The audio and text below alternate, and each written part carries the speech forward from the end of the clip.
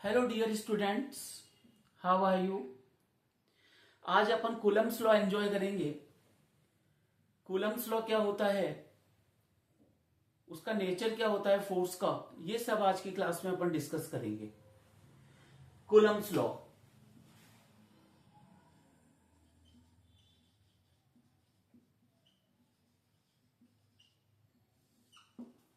If two point charges are placed at some distance, then force is exist between them.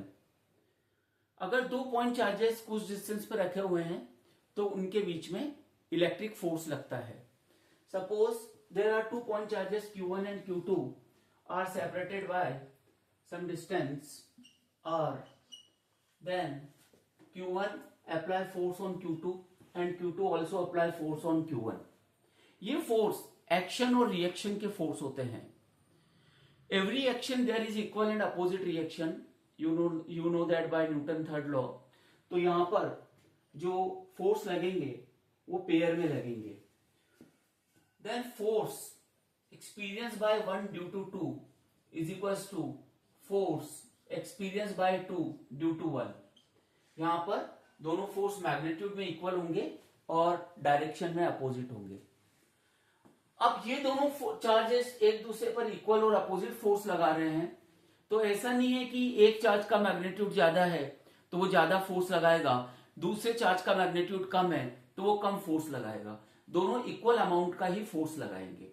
Then according to the Coulomb's law, magnitude of this electric force is directly proportional to the product of charges and inversely proportional to the square of distance between them. proportional का sign हटाएंगे तो एक constant आएगा। यहां पर air में जो constant आता है 1/4πε0 Q1 Q2 upon R square. ये दोनों चार्जेस के बीच में वैक्यूम या एयर में लगने वाले फोर्स का मैग्नीट्यूड होता है। Here epsilon not is electrical permittivity of vacuum. जो एप्सिलॉन नॉट है वो वैक्यूम की इलेक्ट्रिकल परमिटिविटी है, और ये जो कांस्टेंट है पूरा 1/4πε0, इसकी वैल्यू होती है 1/4πε0 is equal to 9 into 10⁹ newton metre square, newton into metre square upon coulomb square. ये इस कांस्टेंट का मैग्नीट्यूड होता है, इसकी वैल्यू होती है एयर के लिए। But if you introduce medium between the charges, लेकिन चार्जेस के बीच में अगर कोई मीडियम इंट्रोड्यूस कर दे अपन, देन फोर्स विल रिड्यूस। तो फोर्स का मैग्नीट्यूड कम हो जाएगा, तो मीडियम में लगने वाला फोर्स होगा 1/4πε0 Q1 Q2 upon R square. यहां पर आ जाएगी रिलेटिव इलेक्ट्रिकल परमिटिविटी, ठीक है, उस मीडियम की। तो यहां पर एप्सिलॉन नॉट वैक्यूम या एयर की इलेक्ट्रिकल परमिटिविटी है and epsilon R is electrical permittivity of the medium. तो यहां पर epsilon naught into epsilon R is equal to epsilon, तो ये एप्सिलॉन आ जाएगा। ये मीडियम की इलेक्ट्रिकल परमिटिविटी होगी, ये वैक्यूम की इलेक्ट्रिकल परमिटिविटी है, और epsilon R relative electrical permittivity है।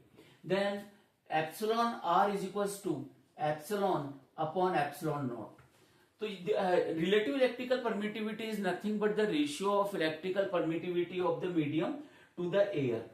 ये मीडियम की एयर के रिस्पेक्ट में परमिटिविटी है, इसलिए इसको अपन रिलेटिव इलेक्ट्रिकल परमिटिविटी बोलते हैं, and it is also known as dielectric constant of the medium. It is also denoted by capital K, इसको के से भी रिप्रेजेंट करते हैं अपन। And its value is different for different medium, अलग अलग मीडियम के लिए इसकी वैल्यू अलग अलग होती है, and it is always greater than और इक्वल टू 1। इसका जो मैग्नीट्यूड होता है वो 1 से बड़ा होता है या 1 के बराबर होता है। एयर के लिए 1, और for any other medium it is always greater than 1।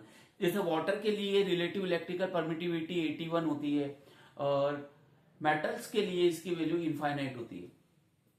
तो यहां पर देखिए ये इसकी डेफिनेशन आ गई। Now we can also define the relative electrical permittivity by ratio of the force acting between air to the medium। Air में लगने वाला फोर्स कितना है 1/4πε0 Q1 Q2 by R square. Medium में लगने वाला फोर्स कितना है 1/4πε0 epsilon R Q1 Q2 by R square. इस इक्वेशन को इस इक्वेशन से डिवाइड करेंगे, then relative electrical permittivity is the ratio of force acting between two charges in air to medium. ठीक है, एयर में लगने वाला फोर्स अपॉन मीडियम में लगने वाला फोर्स, ये जो रेशियो होगा ये इलेक्ट्रिकल परमिटिविटी होगी। और यहां पर ये डिपेंड करेगा कि मीडियम क्या है चार्जेस के बीच में। Now we discuss the vector form of Coulomb's law. Coulomb's law का वेक्टर फॉर्म अपन अब डिस्कस करेंगे। ठीक है, you know that force is a vector quantity, force एक वेक्टर क्वांटिटी है। तो यहां पर जो फोर्स लगता है वो Q1 और Q2 को ज्वाइन करने वाली लाइन के अलोंग लगता है। ठीक है, दोनों अगर पॉइंट चार्ज कंसिडर कर रहे हैं तो दोनों पॉइंट चार्ज को ज्वाइन करने वाली लाइन के अलोंग ये फोर्स लगता है। ठीक है, तो vector form of Coulomb's law, Coulomb's law का वेक्टर फॉर्म क्या होगा, F vector is equal to 1 upon 4 pi epsilon naught Q1 Q2 upon R square into R cap. R cap is nothing but the unit vector joining the Q1 and Q2। ये Q1 और Q2 को join करने वाली line के along unit vector है। तो इसको अपन ऐसा भी लिख सकते हैं, F vector is equal to 1 upon 4 pi epsilon naught Q1 Q2 upon R cube into R vector. This is the vector form of the Coulomb's law. ये कूलम्स लॉ का वेक्टर फॉर्म था। तो ये आज अपन ने कूलम्स लॉ डिस्कस किया है। ठीक है, आपको घर पर थोड़ी अच्छी स्टडी करना है और जो भी डाउट आए बेटा वो आप ऑनलाइन पूछ सकते हैं। Okay, thank you.